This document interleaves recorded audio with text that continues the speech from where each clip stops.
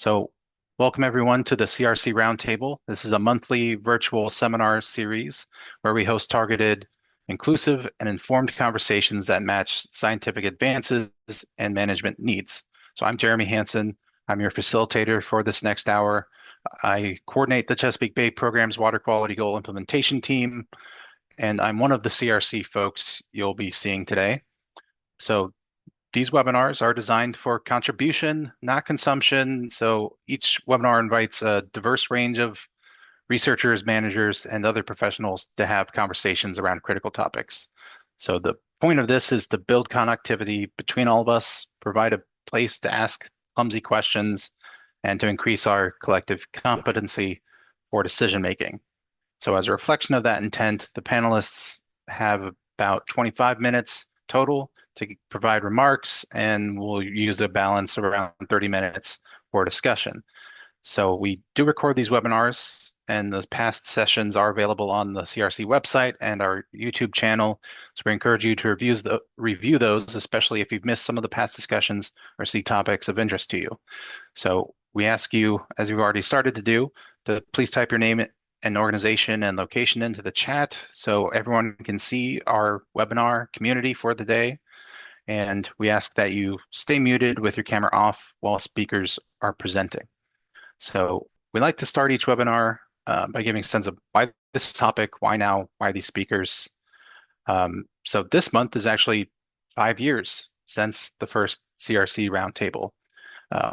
This started out as a simple way to bring people together during the COVID-19 pandemic, and it's turned into one of CRC's signature convening spaces. You'll hear more about this from Melissa. CRC's mission is to collaboratively connect science and management. One of the primary ways we help forge those connections is by providing those opportunities for shared learning, which leads to informed decision making. So today we're offering a peek behind the curtain and looking at CRC's role as a convener, and we'll explore the roundtable webinars, biennial research and modeling symposium, and the scientific and technical advisory committees workshops, all of which are administered by CRC. So each fills a unique role by offering a place to explore hot topics or provide opportunities to share new scientific advances or to just bring together expertise to help troubleshoot a management need. So I'm very happy to introduce our two speakers and fellow CRCers. First, Melissa Fagan, who is CRC's Interim Executive Director, and Meg Cole, our coordinator and the Interim Executive Secretary for the Chesapeake Bay Program's Scientific and Technical Advisory Committee, also known as STAC for shorthand. So together, Melissa and Meg will be sharing history and lessons learned that have helped CRC's convening function take shape over time. So with that, I will gracefully remind the speakers that as your time is coming up, you'll see my camera turn on. I'll consider that your 1 minute warning. And for our attendees, you're encouraged to please drop your questions in the chat as we go along. Even if we don't get to all the questions during the hour, we give speakers the opportunity to address them afterwards, and we share that information along with any resources that get mentioned during the discussion back out to the community through our follow-up email. So with that, I will turn it over to Melissa. Great. Thank you, Jeremy. Let me just bring up my slides. All right. Can everybody see my screen? We good? Okay, perfect. Thank you so much. Well, welcome everyone. Thank you for joining us this afternoon and spending your time with us to learn more about CRC's convening function. As Jeremy said, my name is Melissa Fagan. I am CRC's Interim Executive Director. And I want to share with you, if I can advance my slides here. There we go. Before we start digging into how CRC brings these conversations together, I just want to acknowledge that we have a lot of folks who, through the roundtable, this may be their first connection point to CRC. So who exactly are we anyway? We are an organization comprised of 7 research institutions in the Bay's watershed. And while those 7 institutions make up CRC's membership, we really engage widely with the research and academic communities, whether or not someone is affiliated with one of our member institutions. At the same time, we do a lot of work in partnership with the Chesapeake Bay program. And for those not familiar with the Bay program, that is where the management and decision-making is organized collectively between the different states and agencies and other players that are working together to improve and manage the Chesapeake Bay and its watershed. You'll hear more about that when we talk about the STAC workshops, but we sit right at this interface, at this connection point between the science and management communities. And at that position, we've really leaned into being right in the middle to provide these convening spaces, host different conversations, share information that hopefully leads to more informed decision making. And we've been at it since 1972. So we've been engaged in this work for quite a while and are looking forward to sharing more about it with you today. So there's three primary connection points that CRC organizes for this shared learning. The first are these roundtable webinars, and that's really the space to explore a topic. And it might be a new and emerging topic, or perhaps it's a topic that's been around for a while, but there's been a new management action or challenge associated with that topic. So we're all at this similar space of wanting to learn more and gain some additional knowledge about what is going on in this space that we're hearing so much about. The second way is through our traditional conferences called Chesapeake Community Research Symposium. And that's an avenue where we're bringing the research community together and offering them a platform for shared discovery, sharing different scientific and research advances that are going to help inform management decisions in the future. And then finally, through convening of the Scientific and Technical Advisory Committee workshops. And Meg is going to dive into that more in just a moment. We're going to start with the roundtable webinars. And before we dig into some of the details, we want to have a short poll to see how many of you joining us today, this is your first time, or are you a frequent viewer of the roundtables? So if you see that pop up, go ahead and fill it out. Oh, I see the responses coming in. Great. Give that one more minute. Awesome. Thank you for your responses. It looks like we've got folks across the spectrum with a lot of people. This is not your first one, so thank you so much. Huge shout out to those folks that are here routinely and join us to explore these various topics. Really appreciate you, and we welcome all of our new viewers and folks that are engaging with us for the first time. And we hope you'll join us for future topics as we move forward. So you'll see now on the screen just a smattering of topics that we have addressed over the past 5 years. There's lots of diversity here in topic. There's even more that I couldn't even put on the screen. You're welcome to dive into our website to explore just the full portfolio of past roundtable webinars. And when it comes to how we choose these topics, we always ask ourselves, why this topic at this time? And you hear that recited at the top of every webinar. And that's really what's driving the decisions about what we want to talk about. And as I mentioned, these topics are usually timely in that something is going on in this space that's causing this to have a lot of discussion or questions or rising to the surface, and there's a lot of interest from the community in learning more.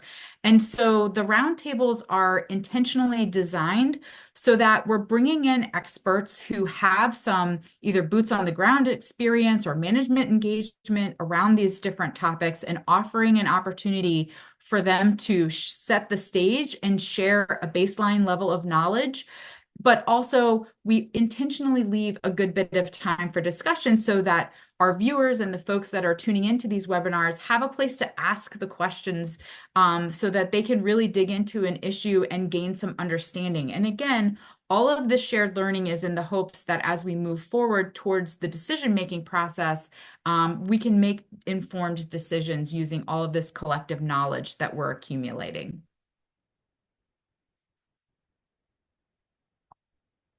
So a little bit about the Roundtable webinar series over the past 5 years. In that time, we've hosted 57 webinars.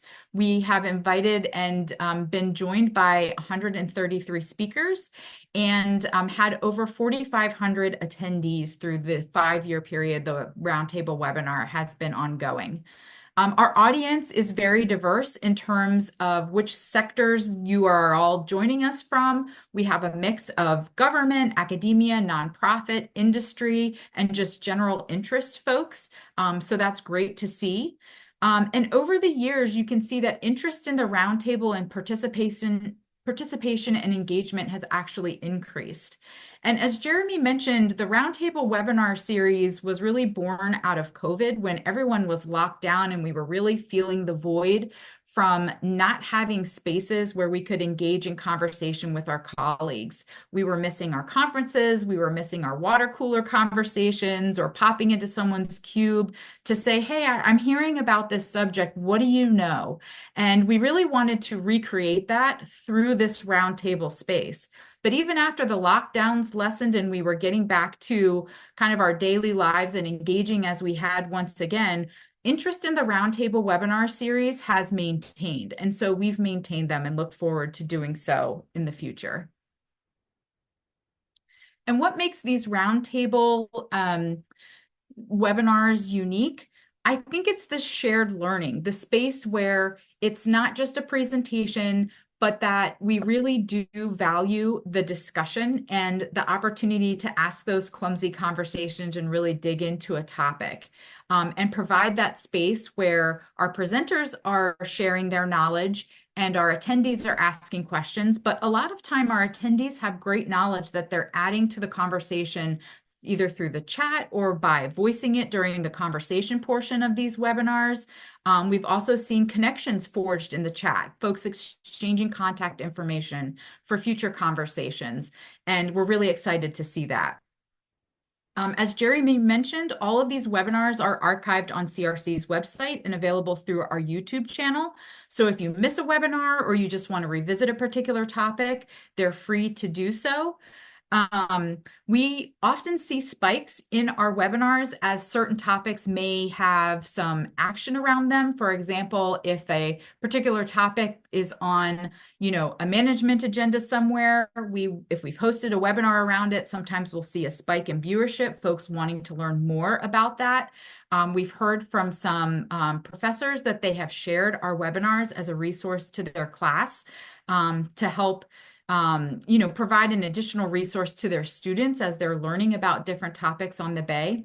So we're really excited to see this continued utility of these conversations long after the webinars themselves has wrapped up. And there's also continued learning through CRC's newsletter called Streamline, where not only are we recapping the highlights of these webinars, but offering speakers the opportunity to share resources, either that they've shared out during the webinar or after hearing the conversation, they're able to add, and the opportunity to answer any questions that we didn't get to during the hour that either came in through the registration process or on the chat during the webinar. So now I'm going to take a few minutes and talk about the Chesapeake Community Research Symposium. And that, again, is our conference that we hold every 2 years. This actually evolved from the Chesapeake Community Modeling Program, which is a collaborative initiative that CRC is one partner in, that furthers the development of watershed and estuarine modeling. So when these conferences were first held in 2008, they had a very modeling-centric portfolio of sessions and speakers and keynotes. But over the years, they've really evolved to a broader series of topics. And I think that's because this is one of the few places where you have this broad opportunity to share scientific advances and discoveries and different implications for managers, and that's specifically focused on the Chesapeake. And so I think people are really eager to do so and have essentially guided us through their interest and by submitting different session proposals into broadening these topics. So it's evolved from the Chesapeake Community Modeling Program Conference to more of this general Chesapeake Community Research Symposium. And you can see that transition a little bit as some of the conference themes are listed on the screen, that it's gotten to be much more than just modeling. And we're actually in the midst of planning for our conference in 2026. So stay tuned for additional information as that becomes available. A quick look at some of the stats from the last two symposium that we have held. Like we've seen with the roundtable, there has been growth and interest in the number of session proposals we've received, poster presentations that we're able to host, attendees. We are having conversations about in the future, do we need to have bigger space so we can open it up to more folks? In 2024, it was also one of the first years we were able to offer student scholarships. A focus of the committee is really trying to open up the conference, both in terms of the speakers and panelists, but also our participants to a wider variety of voices and perspectives. So that scholarship opportunity for students is allowing us to pull in some of those next generation researchers and managers and, give them a learning opportunity while at the same time offering them a chance to share their perspectives. So I'm going to stop there and let Meg take over to talk about the STAC workshops, but I can't do so without giving a huge thank you to Greenfin Studios, who are our partners in all of this. They help us execute these roundtable webinars and the conference time after time, and we have so enjoyed our partnership and couldn't do it without them. So huge thank you to Greenfin, and with that, Meg, I will turn it over to you. Thanks, Melissa. Let me share my screen. Does it look good, everyone? Thumbs up. You're good, Meg. Okay, thank you. Thank you, Melissa.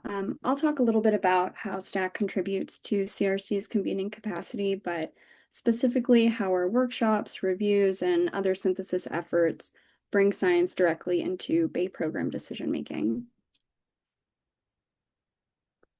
So before that, a little bit about STAC. STAC was established in 1984, and we have about 35 members, give or take some alternates, from across academia, government, and other non-government organizations.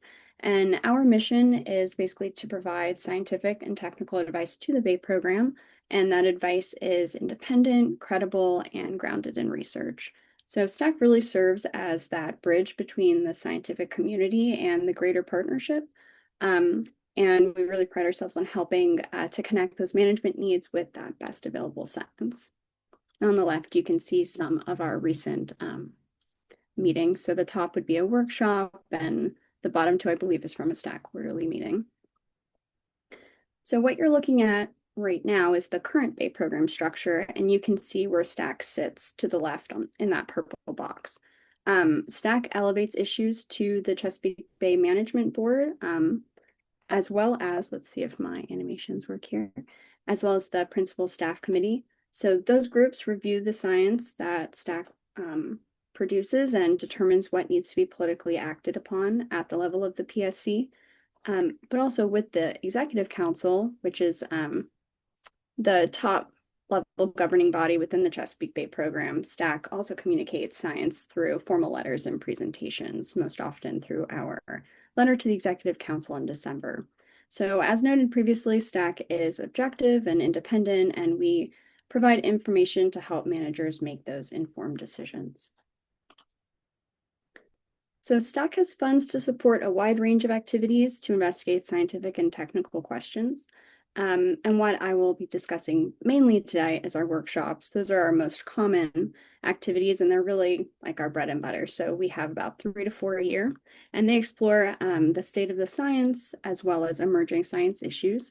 They foster collaboration through convening those workshops, and then they lead to reports with top-level recommendations to the Bay program, but often those recommendations are also to outside the program and to the greater partnership as well. We also conduct reviews, so those can be requested by the management board or the executive council or by STAC itself or STAC members themselves. They're sort of like mini workshops, and we convene outside experts independent of the committee of STAC to help evaluate the scientific merit of projects, policies, or programs, and also suggest improvements using, as I mentioned, best available science. So those reviews usually emphasize broader program level issues and major policy questions.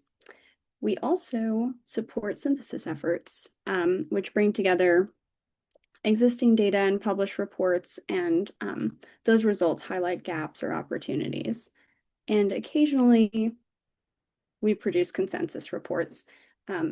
Those are broadly supported within STAC and written by the entire committee, and I think that credibility makes them particularly impactful. So workshops are starred and consensus reports are starred because I'm going to go through a little quick example of both of them of some successful past examples of a workshop and a consensus report.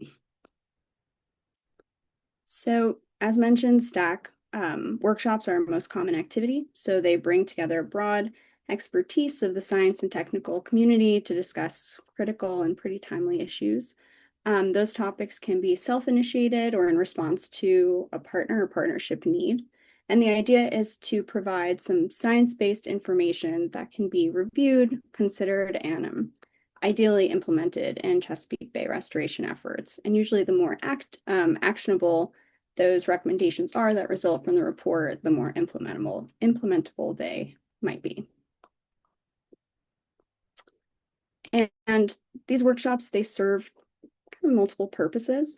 And those might be, for example, reviewing the state of the science on a topic, identifying areas where new research or data are needed, investigating emerging issues, or responding to direct questions from Bay program partners. So as mentioned, each workshop produces a written report, and many of those lead to policy conversations, new collaborations, or maybe future research directions. So one more slide on workshop overviews before I show an example of a recent successful example. But we have two types of workshops. The first one is a state of the science workshop, and those help identify uncertainties, gaps, and strategies for more research. So an example of one recently was our FY24 leveraging AI workshop, and that report is almost out, probably be another month, as well as programmatic workshops. So these focus on operational questions like how to apply science in practice. But for both types, we strive to apply the SPUR model, and the SPUR approach for recommendations, what it does, it ties each recommendation to a programmatic partner, and it requires those recommendations to be specific, to discuss how urgent it would be if we didn't take action on that recommendation. Also requires some form of realistic recommendations given our current resources, and also asks steering committee members to prioritize them based on how appropriate it is in short or long term.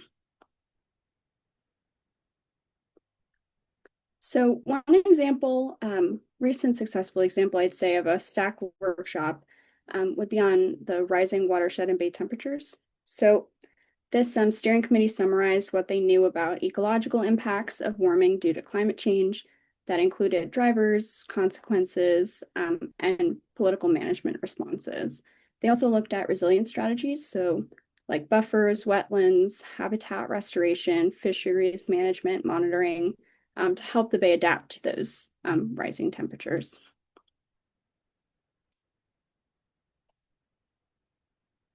And I won't go through these, all of the findings and key recommendations. There are quite a few. This report itself was over 500 pages, but so there are many recommendations, but I'll name a few. But before I discuss the products and outreach that also resulted from the workshop, I did want to just go through these findings because they were pretty striking. So some high-level findings was that warming is being driven not only by air and ocean temperatures, but also by the development and loss of natural buffers. Cold water species like brook trout are losing habitat, while striped bass are squeezed due to low dissolved oxygen. Submerged aquatic vegetation, such as eelgrass, is declining, though some species like blue crabs and oysters might expand. So those key recommendations included conserving forest and riparian buffers, prioritizing cooling BMPs like wetlands, and also adapting to fisheries management. So after the workshop, we focused on communicating the findings. So there was a newsletter produced by UMCs ahead of the report, and I can share all these in the chat. Of course, the CRC and STAC report was published. Ahead of that report, there were 2 briefing papers. One was on watershed, and the other one was tidal briefing paper. There was also a Bay program article that came out that aligned with the report and linked to it, and made some of those findings and recommendations understandable and digestible for the general public. There was a report in brief that we worked with UMCs on to produce. So it took this 500-page report, distilled it down to about 8 pages, and we had it as tangible hard copy, but also it's available online. And just yesterday, I got an email from the Bay program that they had taken the results, recommendations, and findings from this workshop and highlighted it on their Instagram page. So still 2 years later, this is something that is being communicated and shared pretty widely. And so in addition to all of these workshop products, we also had countless presentations that were given to groups within the Bay program that are relevant to this workshop, but also other partners like UMCs, Stroud, NOAA, Coastwise Partners, Fish and Wildlife Service, and a lot more.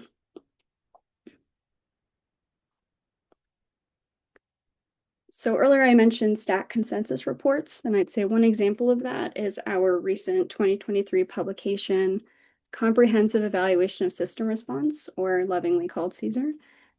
As a consensus report, this was self-initiated by STAC. It was developed with broad member involvement, and it was reviewed at multiple levels.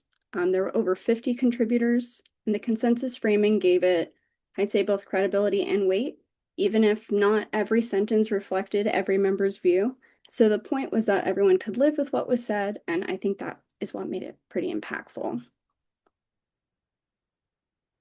And the effort didn't stop after CSER was published. So after the report was out and a now sunsetted CSER communication team presented to over 50 groups. And actually the local government advisory committee most recently received an update, I think last week, from our past director, Denise Wardrobe, at their quarterly meeting. So CSER is very much alive. And presentations, articles related to CSER, and offshoot products are also published on our website on the CSER page. Some examples of those additional products that came from CSER implications would be the tiered implementation to the TMDL. And there's a current ongoing effort called the Living Resources Assessment, which I'll talk a little bit about in a little bit. There's now a newly formed CSER Impact Assessment and Application Ad Hoc Work Group, that's a mouthful, within STAC, and that group is tasked with developing new policy briefs and actionable steps on the implications that came from CSER. So we no longer have a communication team, but it's being communicated still by folks who were on that. But there's now a specific ad hoc work group that continues to take these findings and create products that can help distill that to the wider partnership. Just a plug for our CSER page. This is a video that is available for anyone who'd like to get a basic overview of the effort and the findings from the report. And it is available using that link below. Many accomplishments and successes, but basically what was found was that the goals are more difficult to achieve within the Bay program than expected. Bay restoration, there are opportunities to improve those outcomes, but it requires some policy change. And CSER acknowledged and addressed that uncertainty. So I won't go into the findings of CSER. You can see a lot of those past presentations on that website that I had linked, but just know that there is a lot of more work that has to be done to address that uncertainty, and already some of that work has been done. So an example of that from the CSER report, taking science and putting it into policy, would be the Whole Watershed Act. So this was passed in 2024, and it created a new fund using existing state dollars to pilot 5 watersheds that reflect Maryland's geographic and land use diversity. So these pilots were designed to test integrated restoration approaches that might develop multiple co-benefits. That could be cleaner water, improved public access, greater climate resilience, healthier habitat and fisheries. But what's most important here is that the act was explicitly developed in response to CSER. So it's a clear example of how STAC's consensus science has been translated into legislation. A state team of agency experts will oversee the pilots, streamlining permitting and funding to help hopefully accelerate those results. So this is one of the clearest examples in cases of recent STAC work that has been able to move beyond science and into shaping policy. And then looking ahead, so STAC will continue to convene around these timely issues. In FY25, we have 3 workshops that currently are being planned. One is related to healthy forests, another is on salinity risks, and another one is on CHANS, or coupled human and natural systems. I had mentioned this previously, but we're also working on a living resource assessment with partners at the Bay program, NOAA, VIMS, and preparing for an upcoming review of the Phase 7 model suite. And there's also a synthesis effort that's currently being funded by STAC and led by folks at ODU. So yeah, I'll close there. At the end of the day, like I said, our strength is definitely in convening. So STAC bringing people together to share their knowledge and help shape solutions for the Bay. If you're interested in learning more, proposing a workshop, or getting involved in one of our activities, please reach out. We're always looking for ways to bring in new perspectives and expertise. So my email is there. I can also put my number in the chat. But yeah, thanks. Thanks, Meg, and great. Yeah, leave your camera on. I see Melissa's turned hers back on. So while people continue to think about their questions, enter them in the chat. We did receive questions in advance from some of you when you registered. So let me pull those up. So let me start by asking something that was provided, or a question provided to us about what are some things we might do differently or how we might improve on the existing format. I guess that could be for Meg, thinking about improvements or ways your STAC is adaptively managing your workshop format. Or Melissa, we can start maybe by talking about the roundtables.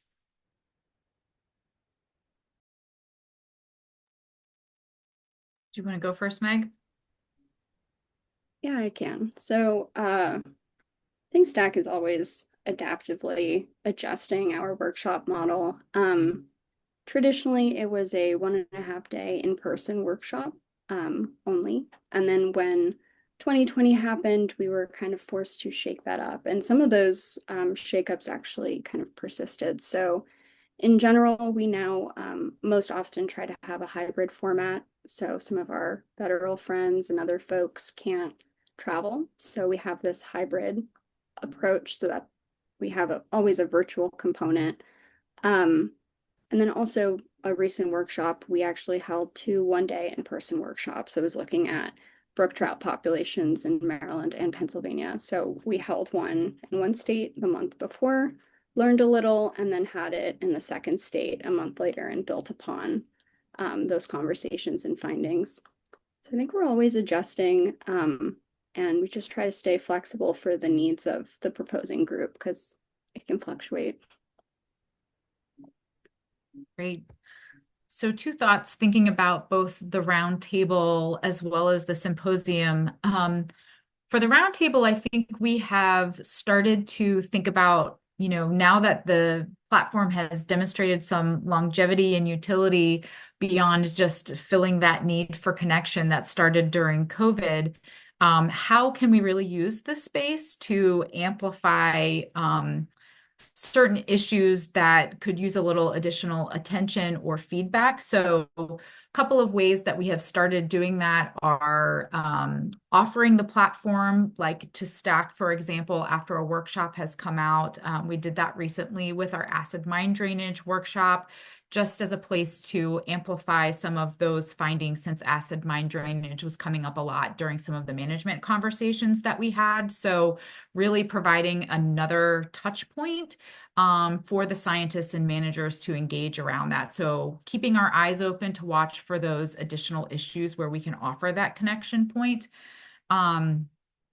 Also, we did a couple of roundtable takeovers through our member institutions, and just giving them an opportunity to highlight some of their work that they're doing at their institutions, because a lot of times, we are a connected community, but we're also sometimes have our face down in our work and don't always have time to look up and see what's happening across the community. So providing an intentional pause point and a moment of learning and connection for some of our member institutions. And that's resulted in some really nice, collaborations, or even just some networking, even through simply changing email addresses in the Slack because there's a shared research interest. Thinking about the symposium, I think one place that I see the conference evolving, and something that the steering committee is paying a lot of attention to, is, how do we bring in different perspectives into the conversation? So it's not just, our same folks that are returning, who we love and really welcome their support, but we want to also bring in some of the voices and perspective and findings that are happening outside of our typical communities. So how do we, expand our outreach and make the sessions, more clear and targeted to bring in a wider diversity of voices and perspectives into the conversation? Melissa, I just want to piggyback off a thought of yours. I also want to share my appreciation for Greenfin, because I think that Greenfin has been a great partner after these workshops and making sure that our workshop reports don't, like, quote, sit on a shelf. And when I shared that slide on the SPUR recommendations of making them as relevant and actionable as possible, that can only really happen with outreach after. So we've been able to take over some of these roundtables and kind of explore those recommendations with others in this virtual format, and it gets to live on the internet. And I think it continues to garner a lot of interest in the workshop reports and those findings. Most recently, I think it was acid mine drainage. And then also Greenfin has been really helpful in discussions about creating communication documents beyond the report. So something that's really easily and easy to pick up and read. It can be usually it lives online, but also we get printed, like, 1 or 2 pagers from the findings and recommendations. And that has been really helpful to bring with us to conferences and other meetings. So I would say that something that we're constantly trying to tinker with is making these more digestible, but also reach more folks. Sometimes that report can be a little daunting. So beyond just going around and spreading the word of those recommendations, having different ways to communicate those findings, such as a roundtable, has been really, really helpful. Thank you both for that. And I had to turn off my camera and video given some Wi-Fi instability warnings I was getting from Zoom. But I've already heard a couple elements of answers to the next question we had, which was how do you facilitate a group towards common solutions? So the aspects of communication and the outreach certainly play an important role of getting to that solution step. But I'm just curious what else you two want to say in terms of best practices or examples of finding that common ground, working towards those solutions.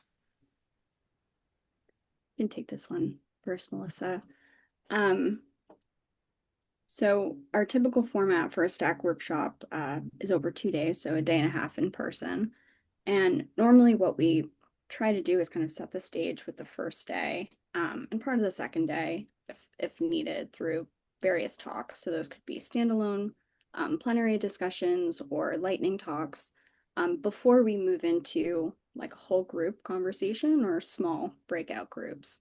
And then at the end of the second day, we have a synthesis conversation where we all come together, discuss what was mentioned in either full group discussions or those small breakouts, and start to prioritize those recommendations for the report.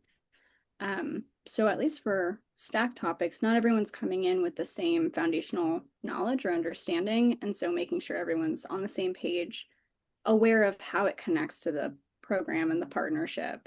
And then we start to discuss as a group and distill those high-level recommendations and findings. And that is helpful for building consensus and kind of reducing some maybe disagreement on what might be like a high-level recommendation or finding.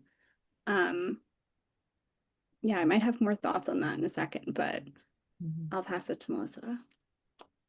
Yeah, so I think with both the roundtable webinars and the conference, there's sort of like a supporting character to some of these questions that we're trying to facilitate towards a recommendation for management. So the purpose of those spaces is for that shared learning and discovery. So we're not necessarily problem solving around a particular topic at either of those, but we are bringing forward new knowledge. And like Meg said, helping to set that foundational knowledge so that folks have a little bit more understanding around a particular issue and have probably can make a connection as they're learning. And then again, reinforcing some of those findings and recommendations after the fact by using these platforms to communicate those results and potential impacts. So I kind of think in the framing of CRC's convening function that the roundtable and the conference can be used as bookends to some of the conversations and questions that are being explored through the STAC workshops and other venues. Thank you both. So thinking about then when we're doing this convening, we're doing all this work, as can happen in the Bay program world a lot, there can be a risk of duplication of efforts or reinventing the wheel or just maybe repeating past conversations. Certainly unavoidable sometimes. I'm just curious for your thoughts on ways or practices or methods we would try to avoid duplicating other groups' efforts or conversations. Yeah, I can go first on that one, Meg. So what was really interesting is when our previous director, Denise Wardrop, came on, we initiated this strategic planning process where we were looking at CRC and the role that we play in the community. And we actually sent out a survey to people that we work with, to people who are part of the Bay Program Partnership who may not have a direct role in some of our activities, but have heard about what we do, and through our general listserv. And we solicited feedback about, what is the most useful thing that CRC does from your opinion, or where can CRC add value? So we really used that to shape some of our future activities and figure out where the niche was in the community that we could engage using the strengths that we knew that we had, but that the community also saw value in. And through that, we realized that because we're uniquely positioned right in between these science and management communities, this convening function was where a lot of value was being seen, not just from when we were doing our own internal reflections, but when the feedback from the community and those we were engaging with was coming in. So we really leaned into that and tried to figure out a way, as we're looking at these different things like the round table or the conference, what is making us unique from others? For the round table, it's this place of conversation. So making sure that we're having space to ask questions and have dialogue and really explore an issue. And then from the conference, again, it was providing a space that was dedicated to work being done in the Chesapeake, not just in a special session, but throughout the conference where that could happen. And that was something that wasn't happening at the time we started it in the community. So I think, you know, that not to say that there isn't any redundancy in anything that we do, but I think we really tried to use intention to figure out where our strengths were, where the needs in the community were, and how we can use our unique position to fill those needs with our strengths.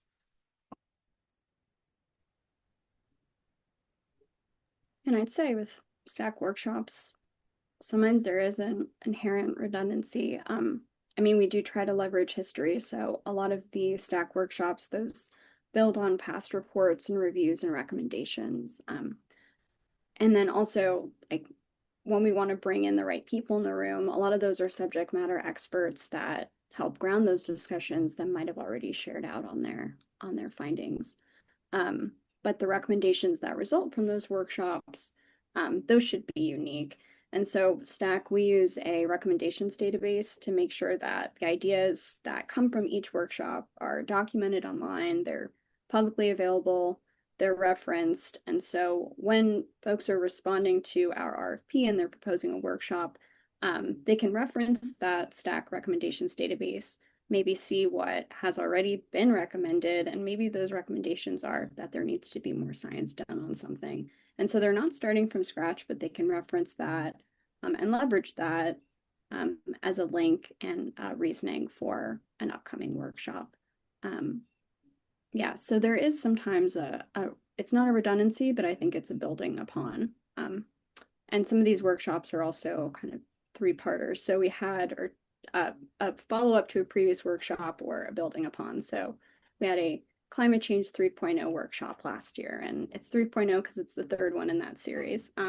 Not redundant, but over the years, it's building upon something that has already been done.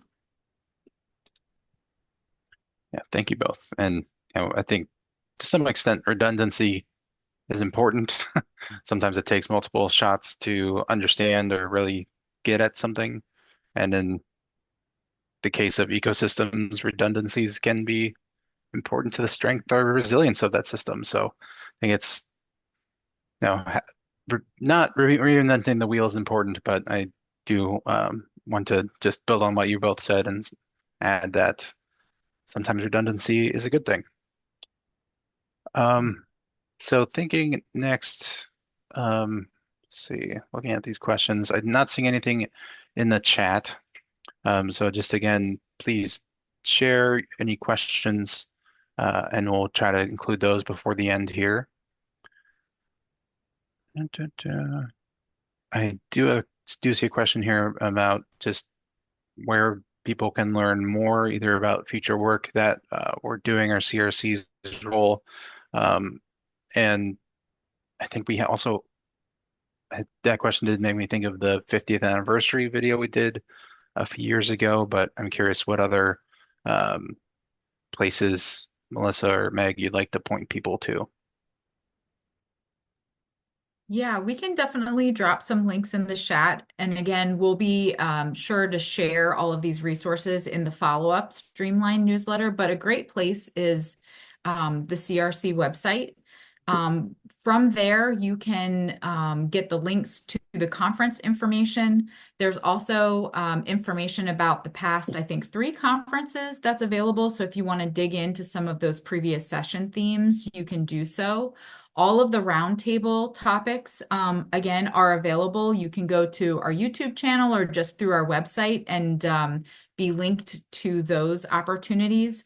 There is a 50th anniversary video that we produced with Greenfin Studios, again, their expertise, when we hit our 50th anniversary a couple of years ago. And that painted a great picture of just really quickly what CRC is all about. So I'll try to find that and put that link in the chat. Definitely share that out in Streamline. But if you're still trying to get familiar with exactly what CRC is, that's a great place to start. And then digging in through our website.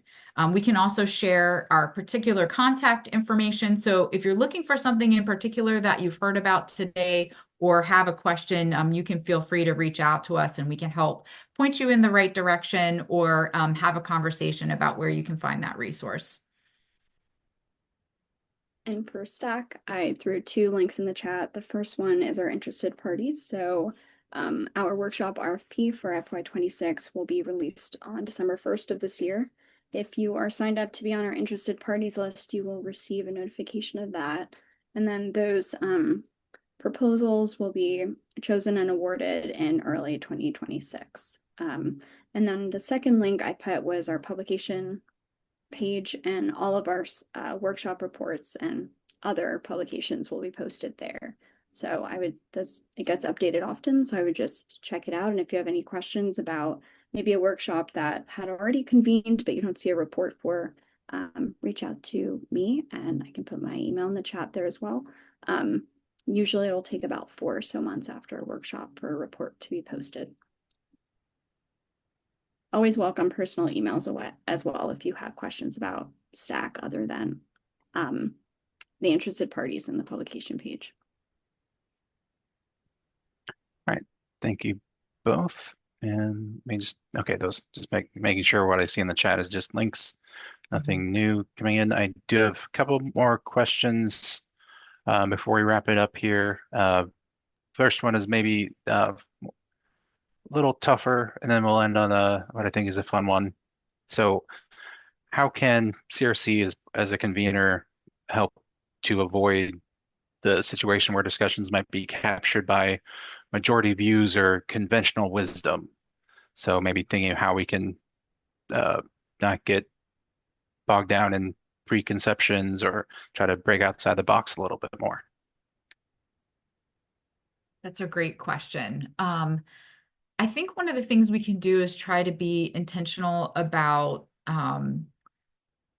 who we're engaging with. I know for the roundtables, when we are researching a topic and thinking about what to bring together, one of the things that's important to us is to have some diversity between the speakers. So whether they're representing a different jurisdiction or a different sector or a different perspective, so that we can have some balance in the conversation and that it's not just two very similar voices providing information. So we want to have a more well-rounded discussion and try to present those sides. I think, again, with the symposium, also trying to expand the reach and bring in those new perspectives and engage with different researchers than from, some of the research institutions that we traditionally see. So trying to broaden the reach of our communicating about the conference opportunities and encouraging that involvement of folks from places that, we don't see a lot of involvement in, and being more intentional in that outreach. So I think by opening it up and trying to be, conscious of the fact that there's lots of different viewpoints, and we would like to try and represent as many of those viewpoints as possible. All of that is going to be really important to sharing that information and building that foundation for informed decision making. And on that point, with STAC workshops, we also try to, when setting up the agenda, think about who we want to invite. So ensuring that there's diverse perspectives already at the workshop. And sometimes when we are designing the breakout discussions, we will ahead of time kind of split participants up into those small groups. And occasionally that means that we'll have someone from academia, someone who's a manager, an implementer in each small group, or sometimes it'll be a whole group with just managers.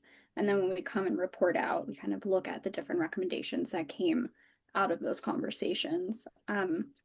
Also trying to be really intentional with our structured questions. So each breakout will have a list of 2 to 3 questions or guided prompts that help focus those discussions. And a recent workshop we had on market-based approaches actually took this kind of roundtable cafe model. So people would filter and like every 20 minutes move from small group to small group. And each table had a expert, so a topic expert at it, and it was looking at a different lens and a different issue. And so the conversations were ongoing, but the participants at each small table changed.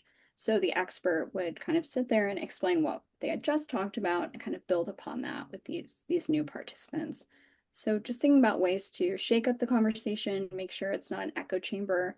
And if it is, maybe it's intentional. So there could be like as I mentioned before, like a horizontal breakout where it's like all managers at one point, and then it flips and we have a vertical breakout where now all of the participants are diverse and there's like one person from each sector in that group. Definitely really important to make sure that there's that diversity across the participant and the peers.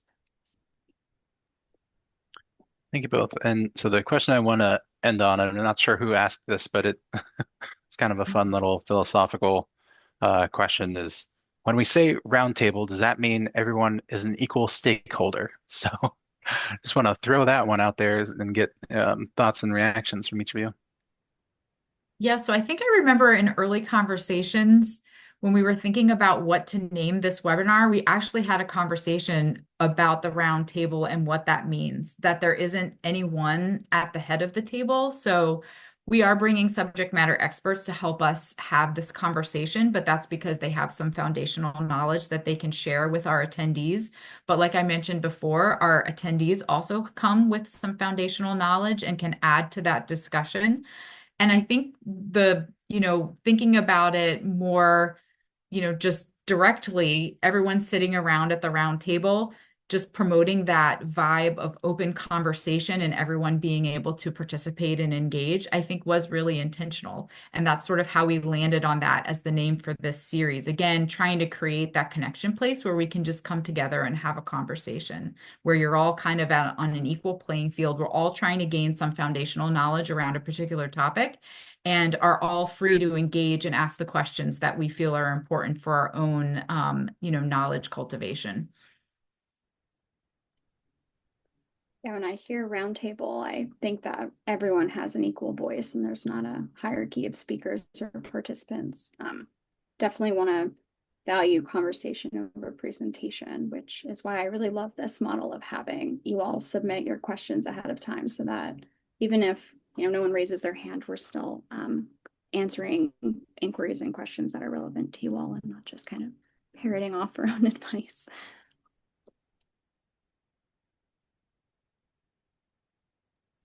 Yeah, thank you both. And so I do want to thank our speakers and attendees one more time. We are up against the hour here.